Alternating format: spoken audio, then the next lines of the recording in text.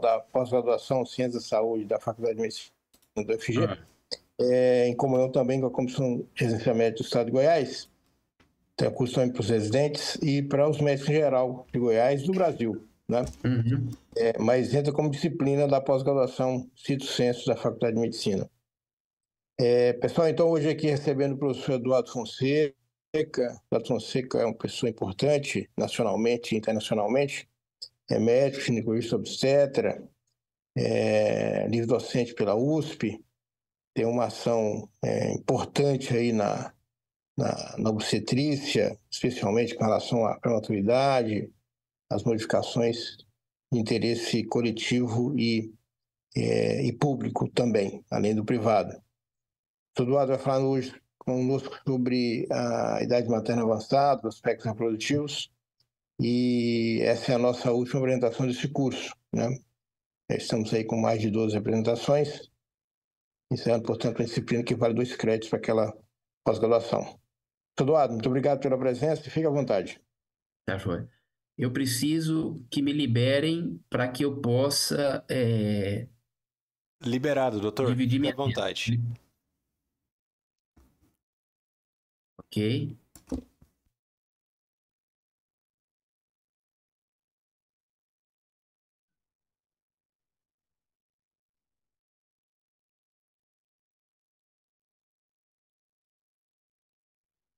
Vocês estão acompanhando aí? Já conseguiu? Já estão no monitor?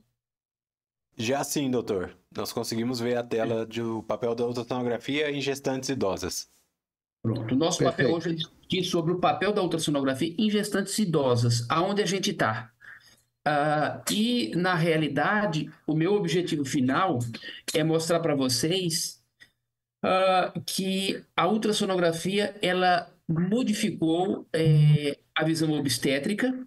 A medicina materno-fetal ela é a única ferramenta que nós temos para diminuir mortalidade materna e mortalidade perinatal.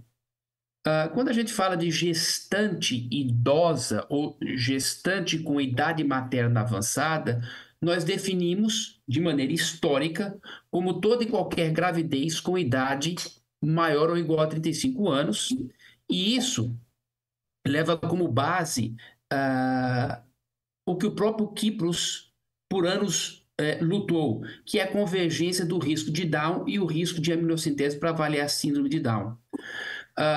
De onde surgiu esse número cabalístico, 35 anos? E foi isso que ele tentou derrubar.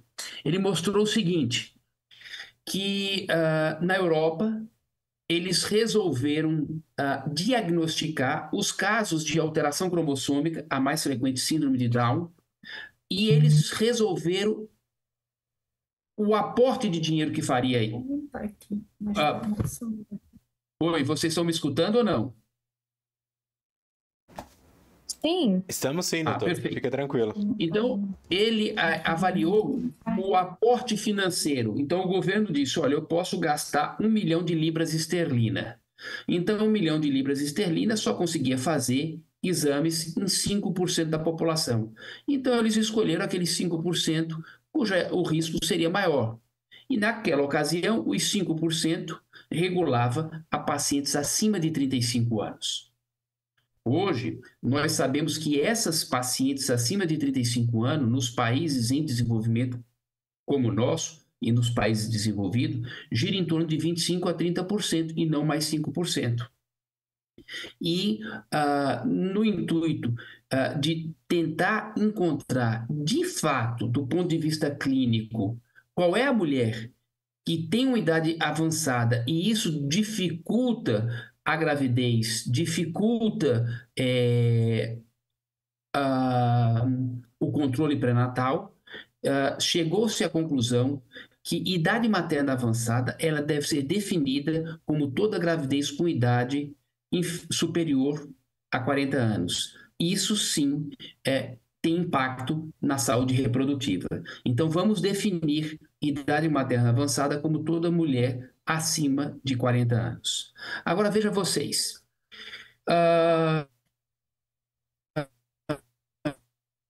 Aqui tem uma matéria de caras, mostrando Xuxa ganha 7 quilos e exibe boa forma no 6º mês de gravidez aos 35 anos. E no ano passado, a mesma revista Caras apresenta Cláudia Raia, anuncia gravidez aos 55 anos. No levantamento que nós fizemos no ano passado, em casuística nossa, 16.736 gestantes foram acompanhadas num serviço privado e observe os senhores os 3 pontos de corte. Gravidez abaixo de 19 anos, menos de 1%. Gravidez acima de 35 anos, 24,5%. E gravidez maior ou igual a 40 anos, 7%. Então, vejam, senhores, que de 1970 a hoje, houve um aumento de 5 vezes no número de gravidezes acima de 35 anos. E hoje, a gravidez acima de 40 anos gira em torno de 7%. Ou seja, da década de 90 para 2024, mudou-se o paradigma. Xuxa exibiu um belo corpo aos 35 anos, hoje Cláudia Raia exibe um belo corpo na gravidez aos 55 anos. Quando nós olhamos a distribuição de gravidez com idade materna avançada no Brasil, dados do Ministério da Saúde apontam que a incidência de mulheres grávidas de 2018, 2019 e 2020 entre 35 e 40 anos gira em torno de 12%.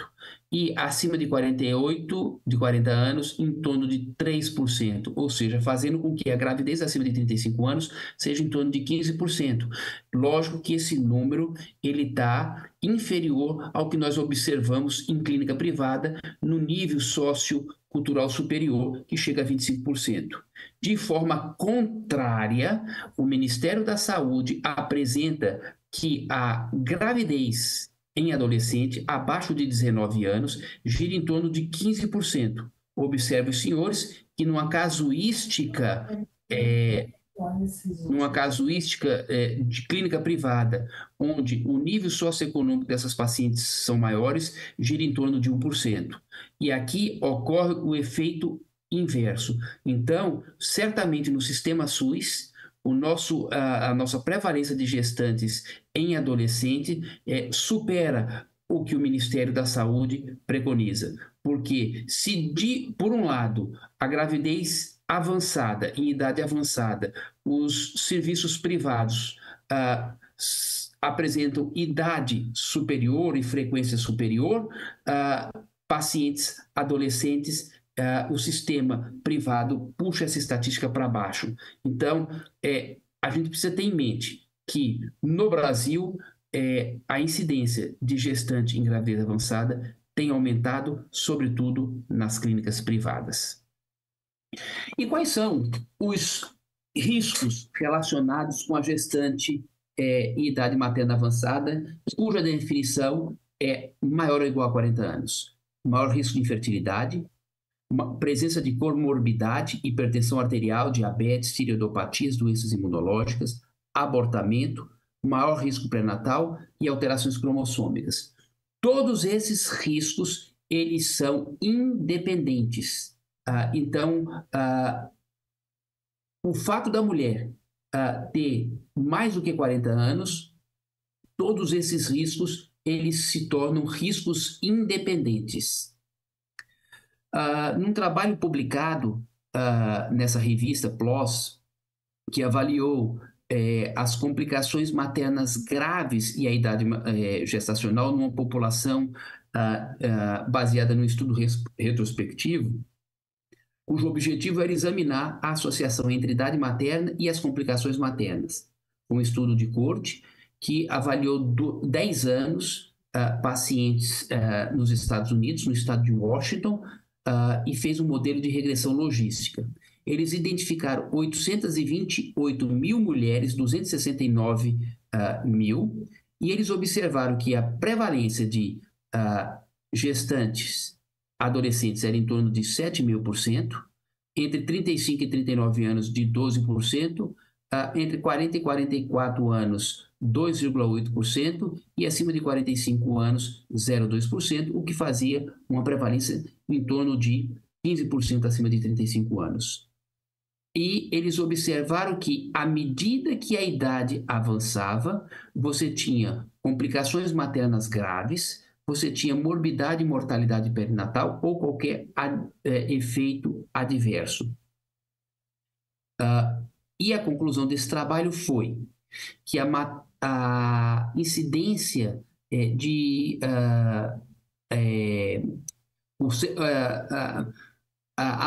a idade materna específica, certo, estava associada com os resultados de morbidade severa.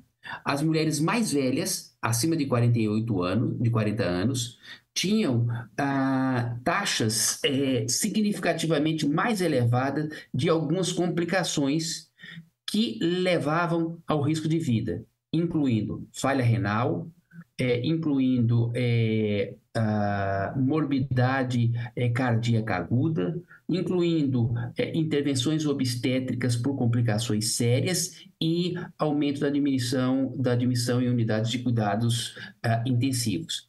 Esses resultados, foi a conclusão deles, deveria melhorar o nosso aconselhamento naquelas mulheres que desejam ter os filhos depois dos 40 anos, oferecendo a ela informações bem providas de estatística e que os seus cuidadores, os seus médicos pudessem assim fazê-lo. Como os senhores podem observar, as 3 principais complicações do ponto de vista materno, hipertensão, e diabetes gestacional e infecção, elas cresciam à medida que a idade aumentava. 5% de hipertensão a 8% de hipertensão acima de 5 anos, acima de 45 anos. Diabetes gestacional, 11% entre 35 e 39 anos, chegando a 15,7% acima de 35 anos.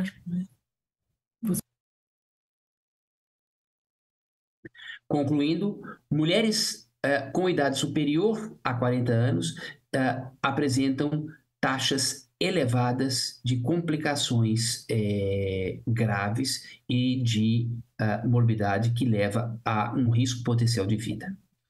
Nesse outro trabalho, publicado em 2017, onde avaliou a idade materna avançada e os efeitos adversos, também foi uma análise, uma revisão sistemática e uma meta-análise, o objetivo primário era avaliar a força da associação entre idade materna avançada e natimorto, e, secundariamente, se a idade materna avançada estava associada com outras complicações obstétricas relacionadas com insuficiência placentária, como a restrição de crescimento fetal. Então, nesse trabalho, onde 44.723.207 recém-nascidos foram avaliados em 44 estudos e com uma incidência de mortalidade de 0,4%, ou seja, 185 mil natimortos, ele observou que a gravidez com idade avançada possui um maior risco de natimorto, aumentando em 75% a incidência de natimortos quando a idade era maior ou igual a 40 anos. Em relação à associação com restrição de crescimento fetal, eles avaliaram 12 estudos e demonstraram uma prevalência de 4% de restrição de crescimento fetal, certo? Com 14.019 RNs apresentando restrição de crescimento fetal numa população de 350 mil recém-nascidos.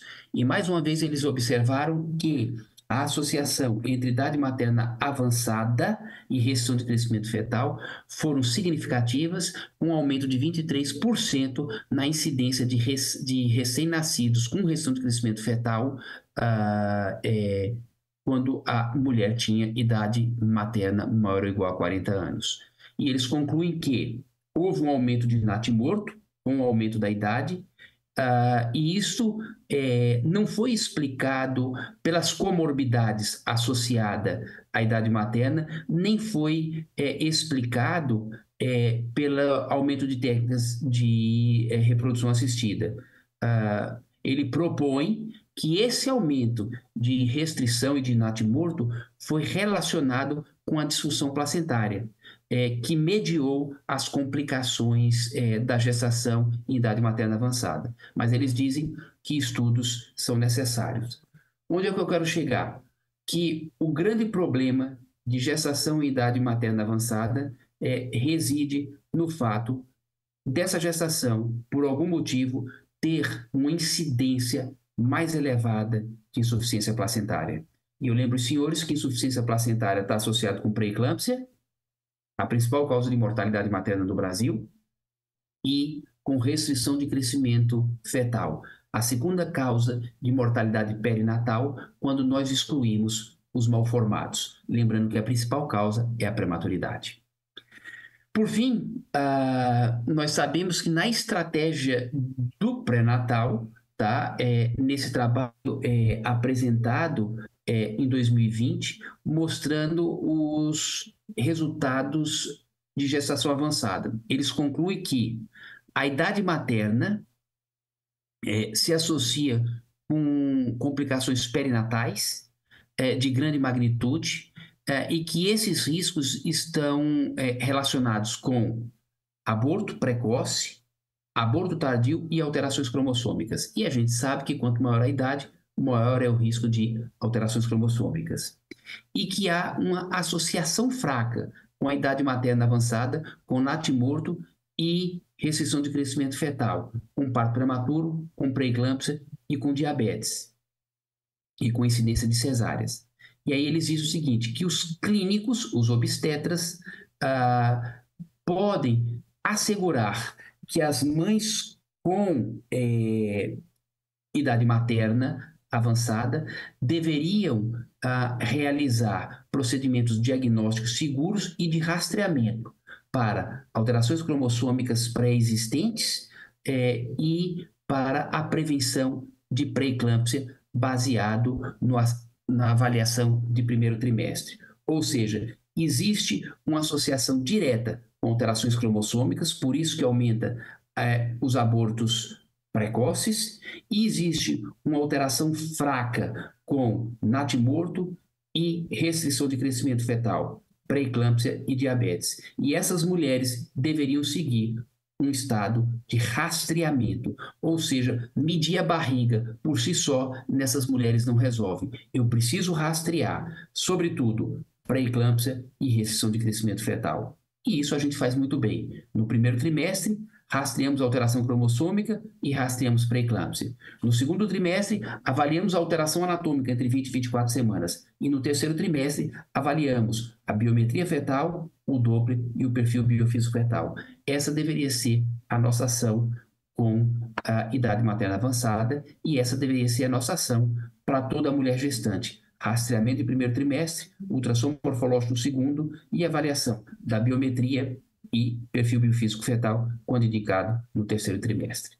E isso nada mais é do que vem sendo discutido largamente nos últimos 10 anos, que é a inversão da pirâmide, levando como base o rastreamento de alterações cromossômicas. E para cada uma dessas patologias, uma calculadora específica de risco que me permite quantificar o risco e determinar tratamento específico para a redução desse risco. Em relação à alteração cromossômica, nós temos os marcadores ultrassonográficos, os bioquímicos e os marcadores genéticos, e esse rastreamento, definindo os padrões de teste de rastreamento que são utilizados atualmente, nós conseguimos encontrar cerca de 80% a 90% das mulheres com maior chance de desenvolver ou de ter uma criança com alteração cromossômica. Somando o osso nasal, o ducto venoso e a tricúspide, nós podemos diagnosticar cerca de 98% das pacientes que terão alteração cromossômica. E esse mesmo modelo pode ser utilizado nas outras patologias. Basicamente, nós recomendamos para essas e para todas as mulheres gestantes a translucência nucal e a avaliação do osso nasal, cuja taxa de detecção é de 90% para um falso positivo de 5%. Nesse processo, se a mulher foi encontrada como rastreamento positivo, ela passa para um exame invasivo. Se o rastreamento for negativo, nós tranquilizamos o casal. E se ela, por algum motivo, não conseguiu realizar o teste, podemos fazer um teste combinado associando o NIPT. Rastreamento positivo no NIPT, realiza-se a biópsia. Rastreamento negativo no NIPT, tranquiliza-se o casal. E é esse o modelo: teste combinado, alto risco invasivo, baixo risco tranquilizar o casal, e um risco intermediário que vai de 1 em 11 a 1 em 1000, ou de 1 em 100 a 1 em 1000, DNA fetal, para rastrear melhor e evitar exames diagnósticos desnecessários. Rastreamento de pré-eclâmpsia. Esse sim é o que mais fará diferença nessa população com idade materna avançada. Existe um modelo já conhecido de rastreamento da pré-eclâmpsia, definido tanto pelo National Institute of Health de Londres, como o ACOG dos Estados Unidos. E se utilizar esses dois modelos para avaliar a taxa de detecção de pré-eclâmpsia, no primeiro modelo eu identifico apenas 39%, e no modelo preconizado pelo ACOG, menos de 1%. Se nós utilizarmos o Doppler das artérias uterinas, nós conseguimos diagnosticar 75% das formas precoces de pré-eclâmpsia, ou seja, abaixo de 37 semanas, e ainda mais, podemos selecionar um grupo de pacientes que vai se beneficiar da utilização da aspirina 100 a 150 miligramas até 36 semanas, cujo objetivo é reduzir a pré-eclâmpsia pré-termo. Aqui estão os fatores clínicos que eu posso utilizar, os fatores que por si só determinam alto risco: é a doença hipertensiva em gestação anterior, doença renal crônica, hipertensão crônica, diabetes, doença autoimune, e os fatores moderados: nulipariedade, idade materna superior a 40 anos, índice de massa corpórea superior a 35 kg por metro quadrado, intervalo interpartal maior do que 10 anos e história familiar de pré-eclâmpsia.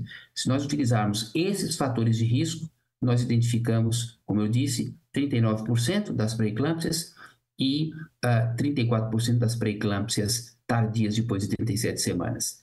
Se nós seguirmos a orientação do ACOG, apenas 5% das pré-eclâmpsias precoces e 2% das pré-eclâmpsias tardias. E se nós seguirmos o modelo proposto para a avaliação das uterinas associada a esses fatores de risco, 75% das precoces e cerca de 50% das tardias. E o mais importante, iniciando a aspirina em baixas doses abaixo de 16 semanas, nós conseguimos reduzir de maneira significativa a pré-eclâmpsia prematura. No trabalho definido pelo grupo da Phytomedicine Foundation, eles conseguiram demonstrar uma redução significativa, certo? E isso foi depois demonstrado em meta-análise, certo? Com uma redução de cerca de 40%, 38% para pré-eclâmpsia abaixo de 37 semanas. E quando se levou em consideração início abaixo de 16 semanas e dosagem de aspirina maior ou igual a 100 miligramas, essa redução chegou em torno de 67%, ou seja, 70% de redução de pré-eclâmpsia nesse grupo chamado de alto risco. Por causa disso, tá? A Sociedade de Hipertensão na Gravidez, em 2021, publicou essa nota, recomendando que todas as mulheres deveriam ser rastreadas por algum marcador de pré-eclâmpsia no início do pré-natal. E que se testes fossem available, se testes fossem... se houvesse a oportunidade de utilizar esses testes, após um aconselhamento apropriado, as mulheres deveriam ser rastreadas entre 11 e 14 semanas para pré-eclâmpsia, incluindo a associação de fatores de risco materno, da medida da pressão arterial e do índice de pulsatilidade das artérias uterinas e, se factível, a utilização de marcadores bioquímicos. E ele coloca isso como uma evidência forte, strong, ou seja, se houver possibilidade, as mulheres deveriam ter, no mínimo, artéria uterina e avaliação da pressão arterial. Também a FIGO recomenda como boa prática que, uma vez que for possível e for viável, o dobro das artérias uterinas deveriam ser realizado. Ele pode ser realizado por via transabdominal, entre 11 e 13 semanas e 6 dias, que corresponde a um comprimento do feto de 42 a 84 milímetros. E a gente conhece os softwares que estão disponíveis, tá? Tanto o software disponibilizado pela Fetal Medicine Foundation, que agora vai ter uma pequena modificação, e eles podem também ser conseguidos tanto na Apple Store como no Google Play. E aqui a gente tem um caso clínico, onde eu tenho uma mulher de 12 semanas e 5 dias, certo? Com 41 anos de idade, que foi avaliada no dia 19/9 de 2022. Observe que ela tinha tido um filho anterior com 37 semanas, certo? Um peso de 77, uma altura de 152 e não tinha nenhum fator, a não ser que a irmã tinha tido pré-eclâmpsia. Avaliamos o risco dela, o risco para pré-eclâmpsia foi de 1 em 78. Associamos a avaliação Doppler velocimétrica dessa paciente, e após avaliar o Doppler e a pressão arterial, nós observamos que o risco dela para pré-eclâmpsia caiu para 1 em 120, sendo essa mulher de 41 anos considerada como baixo risco. E é exatamente isso hoje o que nós temos. E é preconizado também pela Fetal Medicine Foundation, que é um rastreamento de contingência para pré-eclâmpsia. Entre 11 e 13 semanas avaliamos a paciente, e se ela for screening positivo, ela entra no esquema de aspirina e ela é reavaliada no segundo tempo, no momento do ultrassom morfológico.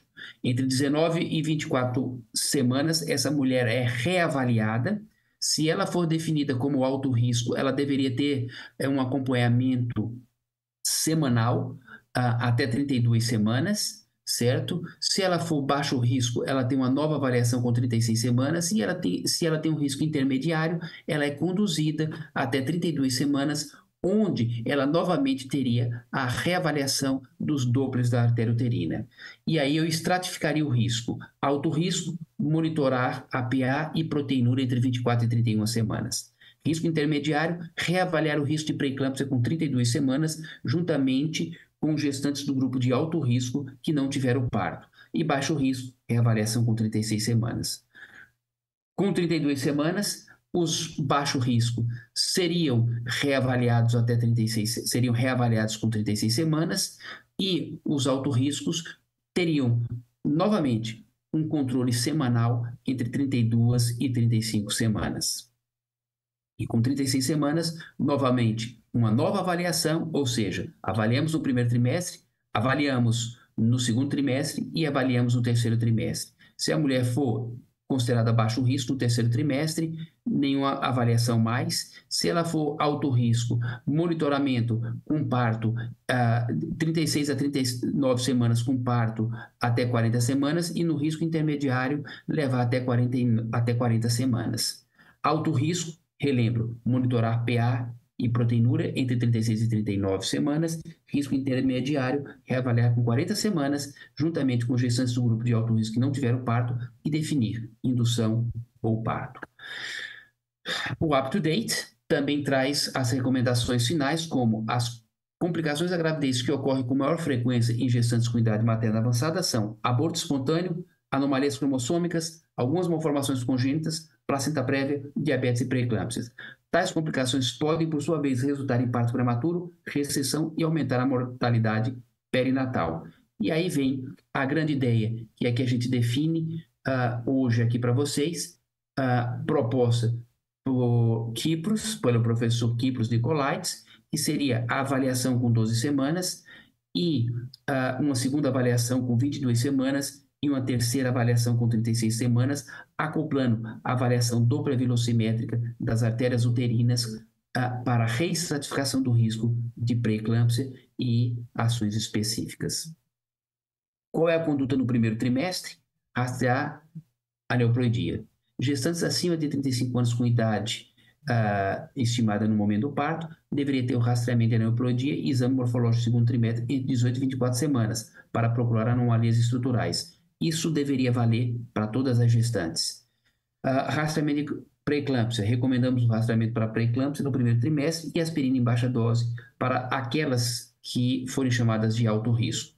No terceiro trimestre, avaliar o bem-estar fetal, ultrassom entre 36 e 37 semanas, avaliando a biometria fetal e o volume do líquido amniótico, perfil biofísico 1 a 2 vezes por semana e contagem dos movimentos fetais. Pacientes consideradas de risco pelo teste de contingência, avaliação precoce, com 32 semanas. E qual é o momento do parto? Gestantes acima de 40 anos, indução do parto na 39ª semana, grau 2C de evidência, e se o desejo da mulher de ter um parto normal, ele pode ser observado, mas nesse caso, a conduta expectante deveria ser interrompida no momento da 40ª semana, onde essa paciente deveria ser induzida.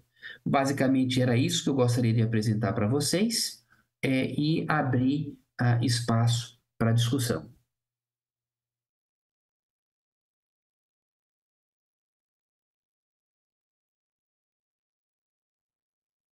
Eu não sei se Valdemar ainda está aí. Valdemar, O Rui está aí. mas o Dr. Rui tá. Tá. Valdemar está no continente, no velho continente, com 4 horas de diferença. Então, para ele, está chegando lá quase madrugada. Grande. O professor Mamad está aí também, olha aí. Professor Moad. Maravilhosa a apresentação dele. Como sempre, né, Rui? Maravilhosa.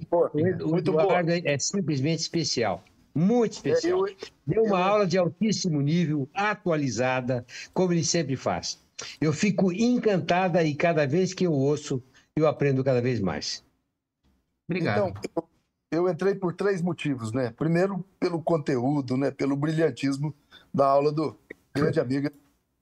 Segundo, a relevância do tema, e o Eduardo ele acaba dando um toque aí de preocupação de saúde pública ou propostas para o sistema, né? Para o sistema público. E terceiro, matar a saudade do amigo, né? Eduardo. Parabéns, Eduardo. Show de bola. Foi maravilhoso. E a gente fica muito grato, né? Você está sempre colaborando com as entidades, colaborando aqui com Goiás, com o Brasil, com a América Latina, aí, com o mundo, né? Com a sua contribuição, com as suas aulas, com as suas... Sempre disposto. Bacana. Obrigado. Grande amigo. Um abraço para a família. Eduardo, deixa eu fazer uma perguntinha para você. Cada vez mais as mulheres estão postergando a gravidez, né? Elas são pessoas que estão cada vez mais tendo a sua parte executiva, né? E assim elas postergam a gravidez. E nós estamos cada vez mais procurando serviço de assistência à fertilização, mas estamos vendo que ela mesmo sendo fertilizada com acima de 35, 40 anos, ela corre uma série de riscos. E isso, como é que ficaria a situação do pessoal da reprodução assistida? O que você pensa? Assim, eu acho que é difícil. Só para vocês terem uma ideia, esse ano, a gente está no 6º mês do ano, eu tive 6 pacientes com gravidez acima de 50 anos, ok? Acima de 50 anos. dessas acima de 50 anos, certo? Apenas uma foi espontânea, as outras foram fertilização. Eu acho que a paciente ela tem que, eu acho que a gente tem que ter um padrão de medicina saxônica. A gente às vezes tem tendência de querer decidir pela paciente. Eu acho que a gente precisa informar muito a ela que a idade materna acima de 40 anos, ele é um fator independente. Muita gente, no passado, tentava associar a idade materna avançada com alterações cromossômicas, que era fator direcionado, era independente, ou seja, idade acima de 40 anos, risco aumentado, mas tentava associar os outros eventos adversos como se fosse associado com comorbidade. Aí dizia, eu prefiro ter um pré-natal de uma mulher com 40 a 45 anos, que se cuida, magrinha, do que eu ter um pré-natal de uma mulher com 20 anos, obesa, que não se cuida e não faz exercício. Isso não é verdade. A idade acima de 40 anos, ele é um fator independente de ter morbidade ou não ter morbidade. O risco dessa mulher está aumentada e o risco de pré-eclâmpsia está aumentado. É um aumento pequeno, não é um aumento alto e passa por insuficiência placentária. Então, eu acho que ela precisa ser informada desses riscos. Os artigos estão aí à disposição e essas mulheres elas devem ser rastreadas no primeiro trimestre, com certeza, para pré-eclâmpsia, e deve utilizar essas ferramentas que nós utilizamos na gestação geral. Agora, é muito difícil, Mauad, a gente se colocar contra uma mulher com 40 anos, uma mulher com 45 anos, querer tentar uma fertilização in vitro. Então, é difícil, mas ela tem que estar muito bem orientada. Perfeito. Mas a gente está vivendo um movimento porque as técnicas têm melhorado e muitas mulheres, através de doação de óvulos, estão querendo ser mãe aos 50 anos, aos 50 e poucos anos. Então, assim, elas têm que ser muito, mas muito bem orientadas do risco que isso causa a ela e do risco a médio e longo prazo do risco que ela tem de deixar essa criança também sem, assim, eu tenho uma dificuldade muito grande de me colocar contra, mas eu tenho uma dificuldade também muito grande de aceitar essa maternidade numa idade mais avançada sem um grande esclarecimento para que ela possa decidir. Eu acho que é uma questão muito polêmica, sabe, Mauad, extremamente polêmica, mas ela tem que ser muito bem orientada. Concordo plenamente. Eu acho que depois de toda essa apresentação sua, você vê que as comorbidades são independentes. E isso é um problema. A idade materna em si é uma complicação muito grande. Olha, Eduardo, sensacional, apresentação maravilhosa. E deveria de ter, na nossa sociedade, tentar esclarecer ao serviço de reprodução assistida, não esquecer de orientar as mulheres nessas comorbidades que você pontuou, muito bem pontuada, muito bem apresentada cientificamente. Parabéns, meu querido. Eu fico orgulhoso e muito feliz de poder sempre assistir a sua apresentação. É sempre um aprendizado, Eduardo. Mauad, obrigado mesmo. Mas eu acho, assim, para concluir ainda essa fala, eu acho que a gente tem que ter um Conselho Federal de Medicina muito maduro, muito atuante e com verdadeira expertise, que não decida apenas por um viés ideológico, mas que decida, sobretudo, baseado cientificamente. Então, o que é que a gente observa? Que nos Estados Unidos não existe limite para o óvulo. Lá é assim, a paciente é responsável, ela é informada, ela decide. E a gente se colocou muito bem com limitação de ovos. Então, eu acho que a gente está calçado em limitar a idade, sim. A gente tem evidência científica na limitação de idade.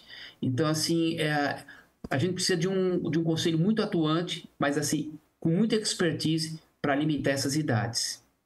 Eu acho. Não, perfeito, perfeito. E agora vamos ter, dia 6 a 8 de agosto, os novos membros do Conselho Federal de Medicina. E a sua colocação devia estar... Bom, o Valdemar vai estar, é um dos indicados em Goiás, né? E temos o Crícora aqui em São Paulo. Mas, de qualquer maneira, é muito interessante. Eu acho que cada vez mais as mulheres estão postergando a gravidez, mas elas não podem ser desorientadas das complicações e comorbidades que elas podem estar sujeitas. Parabéns, meu querido. Viu? E te espero o ano que vem na nossa jornada aqui em Ribeirão, hein? Viu? Já que você está demorando para vir aqui tomar um vinho com a gente, tá? Um abraço, querido. Muito obrigado.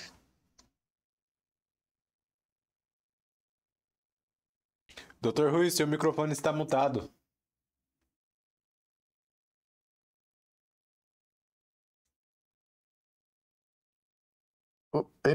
Professor Eduardo, acho que podemos encerrar, né?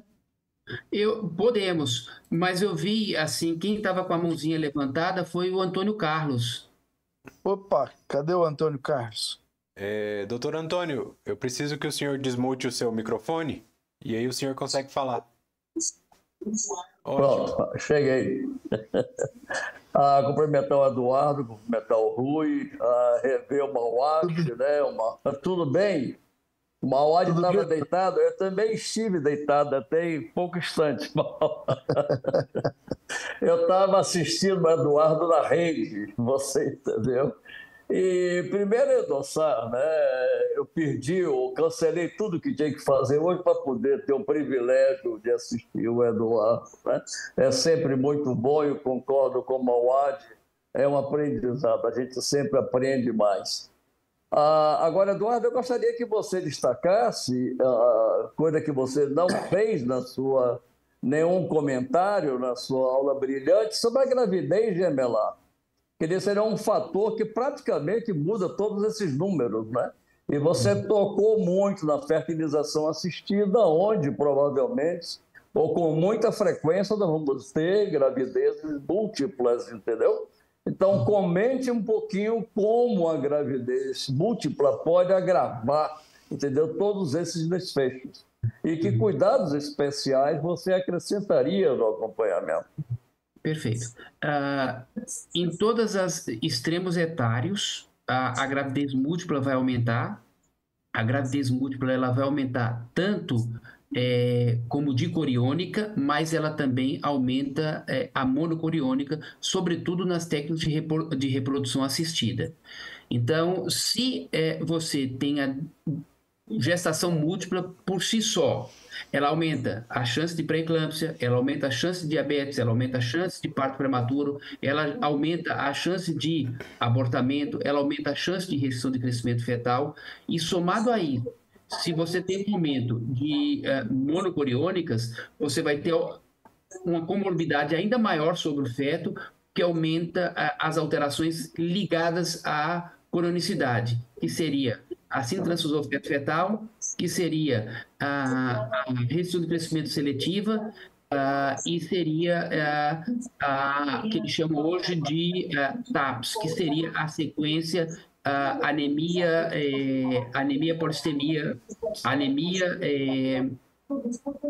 polistemia fetal. Então, assim, outra coisa importante, mas também a gente tem limitação aqui de colocação de óvulos, seria nas técnicas de reprodução assistida tentar diminuir a incidência de prematuridade, mesmo porque, perdão, prematuridade não, a incidência de gemelar, mesmo porque o colocar mais óvulos não aumenta a chance de um feto viável. Ele pode até aumentar a chance de gravidez química. Então, a gestação em idade avançada também aumenta a incidência de gemelidade. E na população geral é em torno de 1%, 1,80%, certo? Chegando na gemelidade, podendo atingir aí até 2 ou 3% na gestação com idade avançada espontânea. Obrigado. Não sei se eu lhe respondi a contento. Claro. E se você quer acrescentar mais alguma coisa. Não. Não, satisfeito, a sua resposta foi apenas, eu lembrei o fato, né, ao trazer a gemelidade, lembrar o fato de que isso agravaria mais ainda todos os prognósticos e provavelmente as taxas de complicação.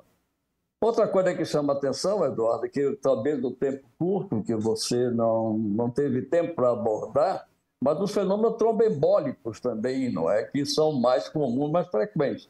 Não faz muito tempo que eu perdi uma paciente com idade materna avançada, a gravidez gemelar, e ela fez um tromboembolismo com migração para o coração e foi um caso terrível, né, de hipotensão arterial e óbito súbito. A paciente ainda terminando uma cesárea, saindo, você entendeu, de uma cesariana, tudo em festa, e ela faz um tromboembolismo maciço, né? Com parada cardíaca quase que súbita e imediata. Assim, é uma gestante de maior risco, sem sombra de dúvidas. Então a gente tem que ter muito cuidado. Hoje em dia a gente empodera muito as mulheres e às vezes até valoriza as mulheres com gestação em idades mais avançadas, mas a gente tem que ser muito criterioso e, assim, trazer essas informações de maneira muito consciente.